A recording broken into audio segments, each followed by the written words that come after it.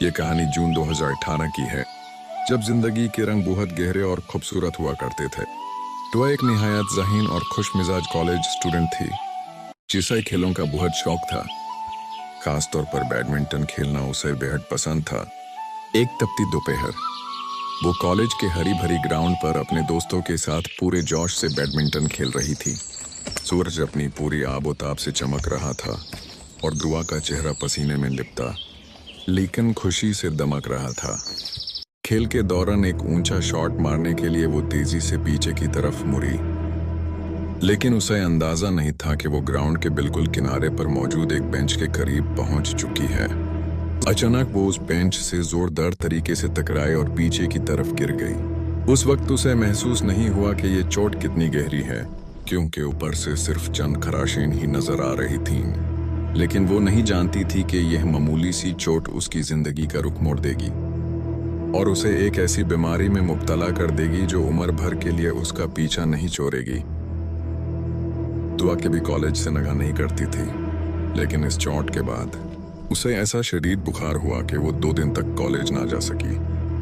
जब वो 2 दिन बाद वापस आई तो उसकी हालत देखकर उसके दोस्त भी हैरान रह गए। वो कॉलेज की बिल्डिंग की छत से नीचे की तरफ सबको देख रही थी और अपने दोस्तों को खेलते हुए देखने लगी। ब्रेक टाइम हुआ, वो लेक्चर्स से थक कर वो उसी बेंच पर बैठ गई। उसी दौरान उसकी एक सीनियर लड़की उसके पास आकर बैठ गई। घुल मिलकर बातें करने लगी जैसे उसे बरसों से जानती हो। वो लड़की दुआ के बिल्कुल करीब होकर उसे कॉलेज की कुछ जगहों के बारे में खबरदार करने लगी। उसने कहा, इस क्लास की तरफ कभी मत जाना, वहां एक चुड़ैल अपने खानदान के साथ रहती है। दुआ ने गौर किया कि उस लड़की का चेहरा बहुत अजीब और खौफनाक था और उसकी आंखें गैर मामूली तौर पर भरी थीं। बात करते करते अचानक उसने एक निहायत जाती और खौफनाक बात बताई।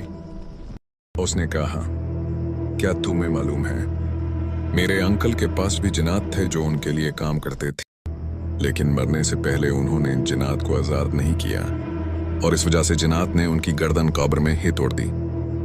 और अब मेरे पास भी एक जिन है जो मुझे हर बात बताता है। उसने दुआ को यह भी बताया कि एक बार तुम खेलते गिर गई थी, पर तुम कैसे दूसरी मखलूक के बच्चों पे गिर गई थी। वो सीनियर एक्डियम उठी और कहने लगी, तुम यहाँ से कहीं मत जाना, मैं अभी आती हो। यह सुनकर दुआ के होश उड़ गए।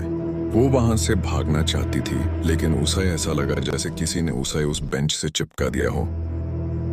खुशकिस्मती से उसी वक्त दुआ की एक सहेली वहां आ गई और उस लड़की के शर से दुआ की जान छूटी। दुआ ने जब अपनी सहेली को उस लड़की के बारे में बताया तो उसने भी एतराफ किया कि दूर से उसे भी कुछ अजीब महसूस हो रहा था। 4 माह गुजर गए। दुआ मामूल के मुताबिक कॉलेज आई और अपनी पहली क्लास के लिए जाने लगी। अचानक पूरे कॉलेज में एक अफवाह फैल गई। हर तरफ सरगोशियां हो रही थीं कि ऑडिटोरियम में एक लाश मिली है। दुआ खौफ से कांपने लगी, लेकिन सच जानने के लिए वो ऑडिटोरियम की पहली मंजिल पर पहुंच गई।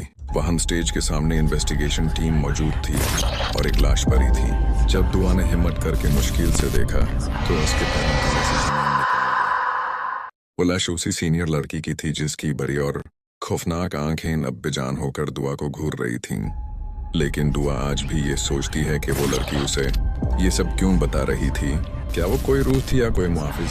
वो कत्ल था या कुछ और? आपका क्या ख्याल है?